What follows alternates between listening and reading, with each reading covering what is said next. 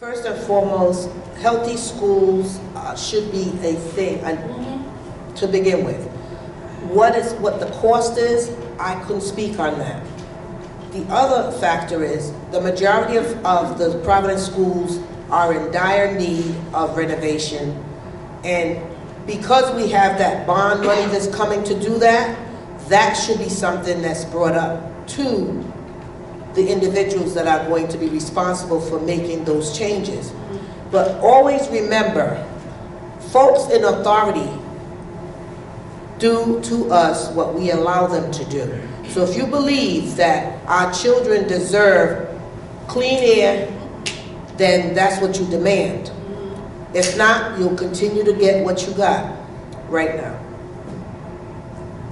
Well, I agree with Representative Williams.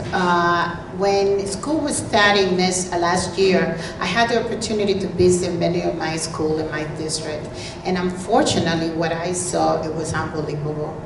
So many, not just the air, completely in so bad disrepair. And I can say, mention one, Gilbert Store in Rhode Island. It's such a big school and it needs so much repairs. And we understand the asthma issues in Rhode Island is such a big issue, especially in the Latino community and the people of color, let's put it that way. Then I really believe we need just more than clear the air, we need the schools to be repairs, most of them. So as an asthmatic, this is personal for me. We definitely need better air quality filtration in the schools. And moreover, our education efforts need to be about more than just testing and more than just changing certain contracts. It has to be, you can't really learn if you're sick. You can't learn if, you don't have a home to go home to. You can't learn if you're hungry. And our conversation about education has to be about addressing some of those things as well. And we also have to talk about the lead poisoning, which is a crisis in our city. And when you talk about things that affect education, the fact that very high levels of lead poisoning are in our city is a real crisis. So I think it's really important. But we do need funding for it, and that is why I'm so disappointed that we saw our school construction funding cut, and why we need to fight for more money for our schools, and why we can't accept this idea we're going to magically fix the Providence schools without any money. It's not going to happen. So thank you for that question, and I was surprised. Thank you for that meeting that happened in Washington Park. I was surprised to learn in the audience how many people suffer, and family members like yourself, Sam, suffer from asthma. I mean, it's very, very serious. I think this is a time, like my colleagues have said, to bring it up. This is a budget time, and you've heard our state reps talking about the bond money that we should be talking about, how it should be fixing infrastructure. We just not too long ago talked about the mold that is in school. Shame, shame, shame to be in a classroom where mold is in a classroom. So yes, we need to bring these things up, say it out loud, you make noise behind it, and push it in the budget. Absolutely. This is a time to rouse the people. Thank you for your question.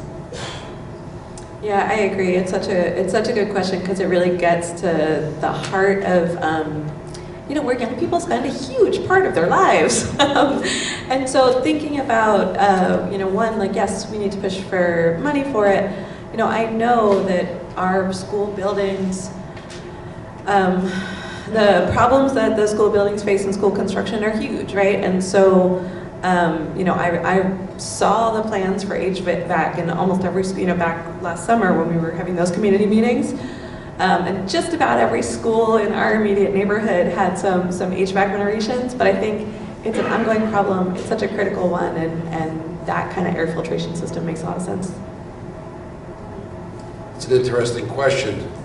$1 billion over 10 years to spread over the state. Guess what? Providence alone needs $1 billion plus. Let's get to the facts, okay?